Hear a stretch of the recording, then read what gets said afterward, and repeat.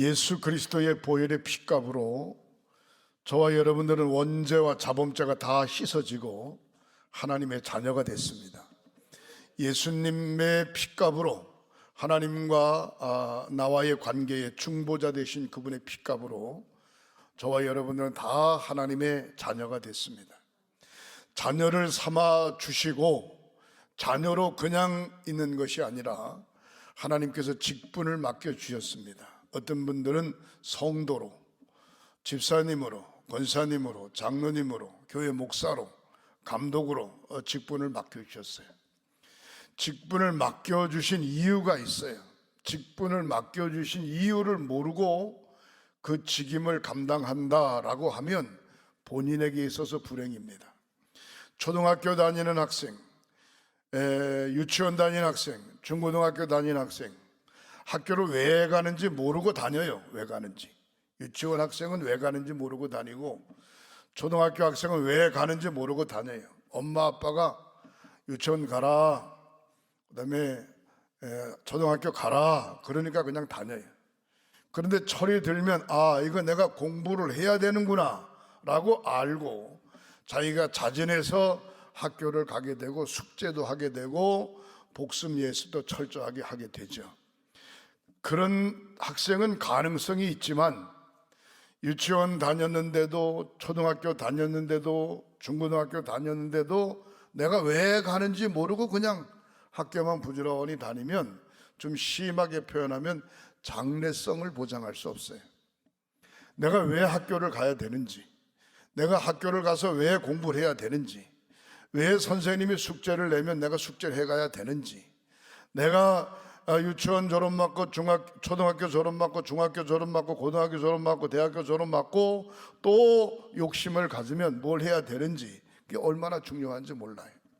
사랑하는 성도 여러분, 저와 여러분들이 하나님의 자녀가 돼서 하나님의 은총을 받는 것으로 끝나고 천국 가는 것으로 끝나는 것이 아니라 하나님의 자녀로서의 사명을 잘 감당하는 지혜로움과 축복이 있으시기를 주님의 이름으로 축원합니다. 구약 성경과 신약 성경에 보면 하나님께서 일꾼을 세울 때, 직분자를 세울 때 조건을 몇 가지 이야기하고 있습니다. 근데 신약 성경보다는 구약 성경의 조건이 더 까다로워요. 왜? 구약은 철저하게 율법주의였기 때문에 그렇습니다. 출애굽기 18장 13절부터 27절까지 보면은 일꾼을 선정할 때 어떻게 선정했는고 하니 제 덕을 겸비한 자 중에서 일꾼을 뽑았습니다. 재능이 있어요. 재능이 없는데 일꾼을 뽑으면 일을 망치죠. 계산 능력이 전혀 없어요. 그 사람한테는 수학 선생하라고 하면 안 돼요. 글씨를 전혀 쓸 줄 몰라요. 그 사람한테는 한글 붓글씨 쓰는 선생을 하라 그러면 안 돼요. 중요한 것은 뭔가 아니 재능이 있어요. 재능이 있는데 재능이 없는 사람이 재능을 맡았다, 일을 맡았다라고 하면 그 재능을 쌓기 위해서 최선을 다해야 됩니다. 중요한 건 재능도 없는데 일을 맡아놓고 자기가 잘해서 맡은 줄 알고 착각하고 사는 경우가 너무 많습니다. 자기 자신은 물론이거니와 재능도 없는데 일을 맡고서 그 일을 감당하면 모든 사람 망가뜨리는 거죠. 모든 사람. 자기 혼자만 망가지는 건 괜찮은데 여러 사람 병들게 하고 여러 사람 망가뜨리는 거예요. 그래서 재능이 있는 사람, 그 다음에 덕이 있는 사람, 모든 사람들에게 덕을 베풀 줄 아는 사람을 일꾼으로 선택. 일꾼을 세웠는데 덕이 없어요. 이 사람하고 뭘 하면 짜증나고, 이 사람하고 뭘 하면 실패하고, 이 사람하고 뭘 하면 밥맛 없고, 이 사람하고 뭘 하면 하기 싫어요. 이런 사람을 일꾼으로 세우면 문제가 생기게 되는 것이죠. 그래서 구약 성경에는 제 덕을 겸비한 자 중에서 일꾼을 뽑아라. 그 다음에 두 번째 뭐라고 이야기했는고 하니 하나님을 두려워하는 자를 일꾼을 뽑아라. 아버지 어머니를 어렵게 생각하지 않으면 싸가지 없는 자식이 되는 거죠. 중요한 것은 자기 회사의 회장이나 사장이나 사주의 말을 듣지 않으면 그 회사에서 견딜 수가 없어요. 중요한 건 하나님을 믿고 의지하는 사람들이 하나님의 백성이고 하나님께서 맡겨진 직분을 감당하기 위해서는 하나님을 어렵게 생각할 수 있어야 되는데 전혀 하나님을 어렵지 않아요. 자기 생각, 자기 주장, 자기 의견, 자기 사고가 맞지 않으면 얼굴이가 푸르락 내리락 하고 정신이 왔다 갔다 하고 열받고 분위기를 확 아주 이상하게 접는 그런 경우가 없지 않아요. 하나님의 뜻이라면 결코 내 마음, 내 생각은 중요하지 않아요. 모든 것을 내려놓고 접을 수 있어야 되는데 그렇지 못한 경우를 볼 수 있어요. 다시 말해서 하나님을 두려워하는 사람이 하나님의 제단의 일꾼이 되어져야 된다, 그런 얘기입니다. 세상 없이 강하고 능력 있고 힘이 있고 배웠고 가졌고 그것도 중요하지만 더 중요한 것은 하나님을 두려워하냐 두려워하지 않냐, 그게 문제입니다. 하나님을 두려워하는 저와 여러분들이 되시기를 주님의 이름으로 축원합니다. 사랑하는 성도 여러분, 초대교회의 일꾼의 자격은 제덕을 겸비한 자, 하나님을 두려워하는 자, 진실무망한 자, 불의한 것을 미워하는 자를 뽑아서 1000부장으로 세웠고 100부장으로 세웠고 50부장으로 세웠고 10부장으로 세웠어요. 이 사람들에게 모든 원만한 일은 다 맡겨가지고 그 일을 그들이 하게 하고, 예를 들면 속장이 해야 될 일, 선교회장이 해야 될 일, 선교회장들이 해야 될 일, 집사님, 권사님, 장로님이 해야 될 일, 원만한 일들은 그들에게 맡기고 해결이 안 되는 특별한 일들을 가지고 왔을 때 해결을 하면 가나안의 애굽에서 나와 광야를 지나 가나안 땅에 들어가기까지 힘들지 않고 수월하게 모두가 힘을 모두어서 함께함으로 가나안 땅에 무사히 들어가지 않겠는가? 모세의 장인 이드로가 그렇게 이야기를 하고 있습니다. 이드로도 역시 제사장입니다. 제사장의 이야기를 들은 모세가 그 일을 출애굽기 18장 13절부터 27절에 보면 1000부장을 세우고 100부장을 세우고 50부장을 세우고 10부장을 세울 때에 기준을 세운 것을 볼 수가 있습니다. 그 다음에 신약 성경에 넘어와서 사도행전 6장에 가보면 6장 3절에 뭐라고 표현했는가 하니, 초대교회가 예수님의 12명의 제자들의 사역을 통해서 교회가 막 부흥이 됩니다. 부흥이 되니까 500명에서 700명, 700명에서 3000명 막 부흥이 되니까 사도들이 관리할 수가 없어요. 성도들을 관리할 수 없어요. 그러니까 성도들이 패가 갈려져 가지고 싸우는 거예요. 헬라파, 무슨 유대인파, 히브리파 막 부딪히고 싸우고 교회가 아수라장이 되는 거죠. 구제하는데도 우리 쪽의 사람을 더 많이 돈을 달라, 뭐 아니다 우리 쪽이다 하면서 별짓을 다 하니까 도저히 안 되겠으니까 사도들이 하나님 앞에 기도하는 가운데 일꾼을 선택해서 교회의 모든 대소사의 일들을 관리하게 하고, 사도들은 말씀을 전하는 것과 기도하는 것을 전무하라, 그렇게 말씀한 것을 볼 수가 있습니다.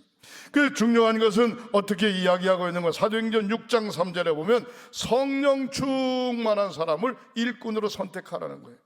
다른 말로 표현하면 은혜가 충만한 사람, 가슴에 은혜가 충만한 사람, 사랑이 충만한 사람, 따뜻한 사람, 너무 사람이 차갑고 말이죠, 이기주의적이고 말이죠, 자기중심적이고 말이죠, 전혀 하나님과는 관계없이 자기 경험 바탕으로 신앙생활하는 사람이 아닌 성령 충만한 사람을 일꾼으로 선택하라는 거예요.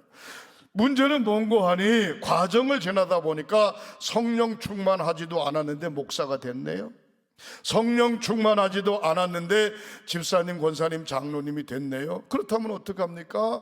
성령 충만하기 위해서 최선을 다해서 성령 받고 은혜 충만하고 그럴 때 사역을 감당할 수 있게 되는 줄 믿으시기를 바랍니다. 성령 충만하지 않았는데 직분을 받으니까 직분 받으면 뭐가 대단한 줄 알고 그 착각하시면 곤란해지는 거죠. 중요한 것은 모두가 다 시험의 대상이 되어지는 것이죠. 그 다음에 두 번째로 지혜가 충만한 사람, 지혜가 공부 많이 한 사람이 아닙니다.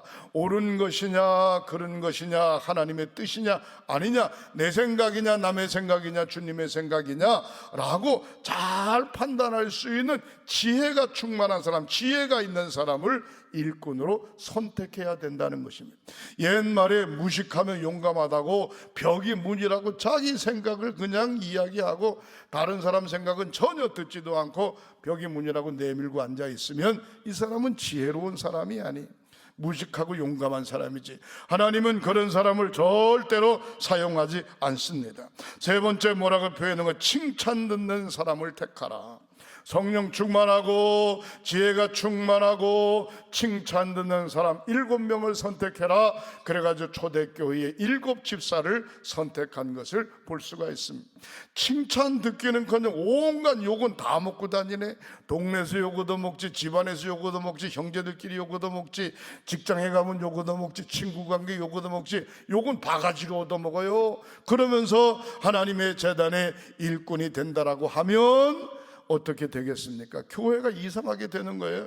하나님의 일이 이상하게 되는 겁니다. 사랑하는 성도는, 성격이 모간한 사람은 성격을 좀 죽이고, 빡빡한 사람은 좀 느슨하게 하고, 원칙주의자, 자기중심의 원칙주의자인 사람은 다른 사람과 함께 경험해서 함께 더불어 할 수 있는 넓은 아량을 가져야 되는데, 그렇지 못하다고 하면 곤란해지는 거죠. 사도행전 6장 3절에 성령 충만하고 지혜가 충만하고 칭찬 듣는 사람을 선택해라. 그리고 그들에게 모든 일을 맡기고, 원만한 일들은 맡기고 특별한 일은 사도들이 해가면 될 거 아니겠는가 라고 말씀하고 있습니다. 사랑하는 성도 여러분, 말씀을 정리한다고 하면 저와 여러분들은 이러한 환경 가운데 예수의 피값으로 하나님의 자녀가 됐고, 하나님의 자녀가 된 모든 사람들에게 직임을 맡겼습니다. 직분을 맡겼어요. 감독으로서, 동부연회 감독으로서 700교회 10만 성도들을 맡겨주셨고, 행성교회 담임 목사로 행성교회 사랑하는 성도들을 맡겨주셨고, 장로님으로, 권사님으로, 집사님으로 이러한 직임을 잘 맡겨주셨는데 잘하지는 못할 망정 욕은 얻어먹지 말아야 될 거 아니냐 이 말이에요. 네?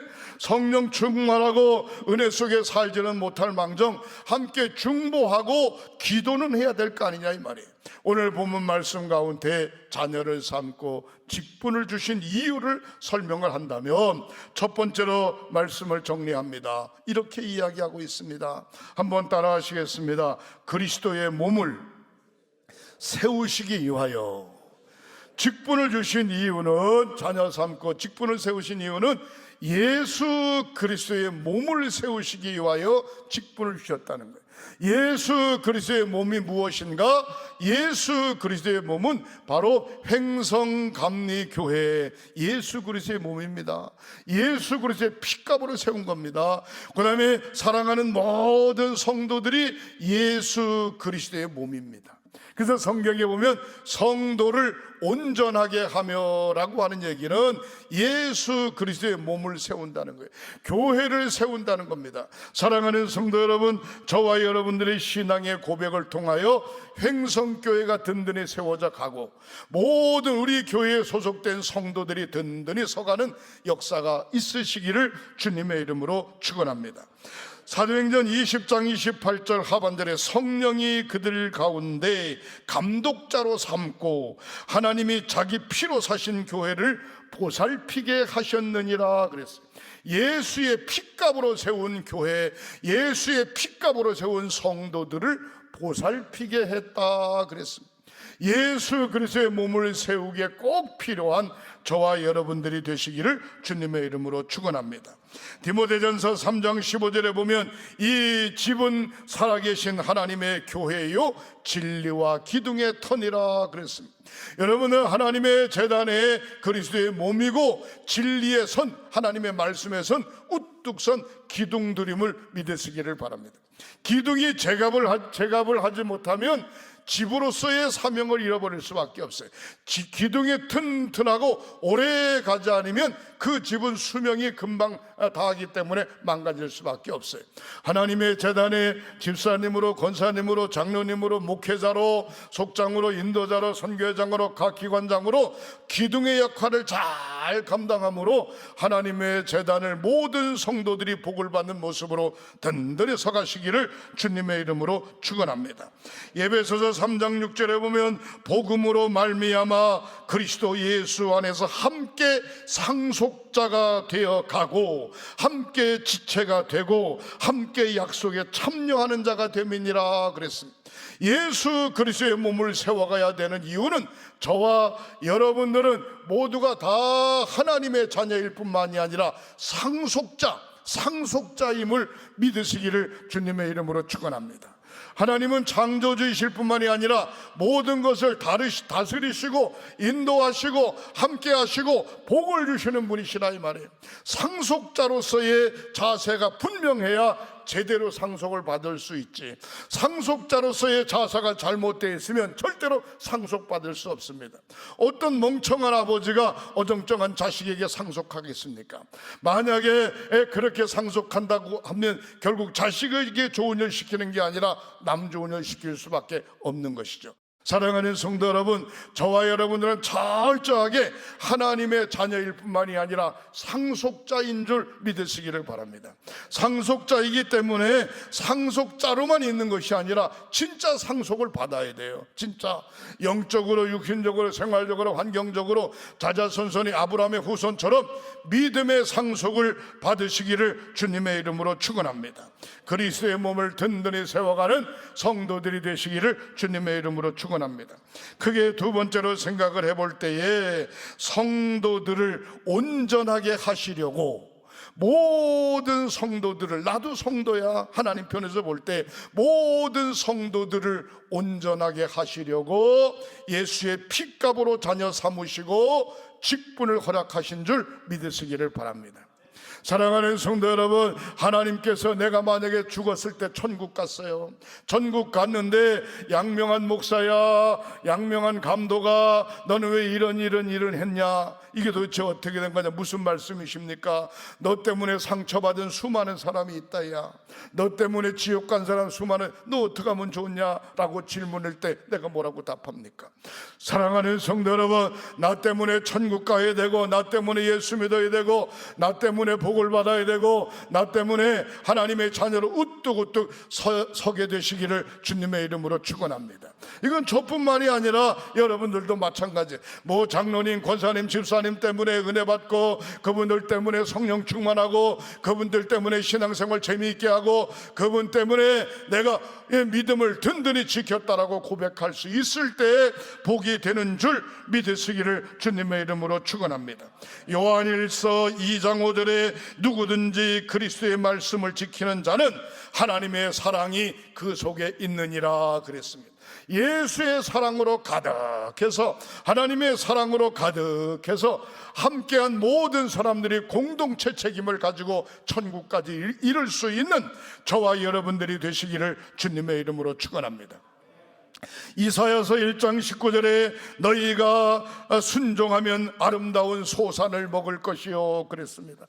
성도들을 온전케 하시려고 저와 여러분들을 순종하게 만드는 줄 믿으시기를 바랍니다. 순종이 제사보다 낫다 그랬습니다. 예배는 잘 드리는데 전혀 하나님 말씀에 순종하지 않아요. 예배는 잘 드리는데 기도도 잘하는데 전혀 목사가 이야기하는 권면에 순종하지 않아요. 왜? 자기가 잘나가지고 착각 속에 우리는 살고 있습니다. 하나님 앞에 열심히 예배하는 것도 좋지만 하나님의 말씀을 아멘 하고 순종하고 그 말씀 붙잡고 승리하는 저와 여러분들이 되시기를 주님의 이름으로 축원합니다. 시편 34편 1절에 내가 여호와를 항상 찬양하고 송축하며 내 입술을 벌려 주 여호와를 찬양하나이다 라고 하는 말씀이 있어요. 외로울 때, 힘들 때, 약할 때, 사랑하는 성도 여러분, 입을 벌려 하나님을 찬양할 때 하나님께서 저와 여러분들을 온전하게 세워주실 줄 믿으시기를 주님의 이름으로 축원합니다. 날씨가 추우면 옷을 두툼하게 입고, 더 추우면 집 안으로 들어가고, 더 추우면 화로불이나 난로불을 피우게 되지요. 사랑하는 성도 여러분, 우리의 온몸이 추워요, 생활이 추워요, 환경이 어려워요, 없어요. 피할 곳은 딱 한 군데밖에 없어요. 하나님의 전으로, 하나님의 앞으로 예배함으로 피하시기를 주님의 이름으로 축원합니다. 고난, 욥기서 36장 6절에 악인은 살려두지 아니하려니와 고난을 받는 자에게는 공의를 베푸시는 분이 우리 하나님이시라는 거예요. 악한 자는 절대로 살려두지 않는다는 거예요. 마귀에게 예속된 자는 절대로 살려주지 않는다는 겁니다.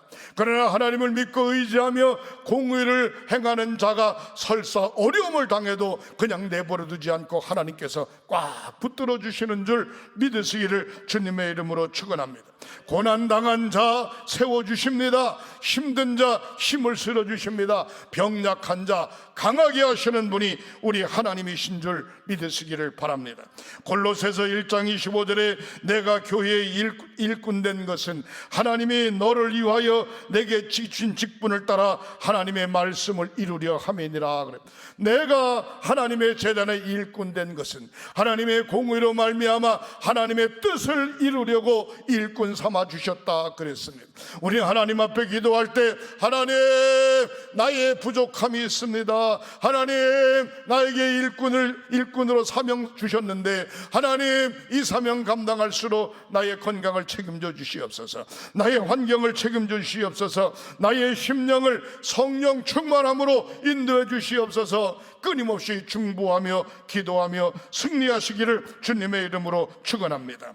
마지막으로 세 번째, 하나님께서 저희들을 왜 부르시고 직분 주셨을까? 한번 따라 하시겠습니다. 봉사하게 하시려고 직분을 주셨습니다. 이는 성도를 온전하게 하여 봉사의 일을 하게 하며 그리스도의 몸을 세우려 하심이니라 그랬습니다. 교회를 1년 다니고 10년 다니고 20년 다녔는데 예배만 드렸지 하나님의 제단에 봉사해 본 적이 없어. 정상적 신앙인의 모습이 아닙니다. 사랑하는 성도 여러분, 봉사는 여러 가지가 있습니다. 교회를 위해서 봉사할 수 있어요. 목회자를 위해서 중보하며 봉사할 수 있어요. 예수의 피값으로 열심히 복음을 전하면서 봉사할 수 있어요. 전도자로서 봉사하는 저와 여러분들이 되시기를 주님의 이름으로 축원합니다.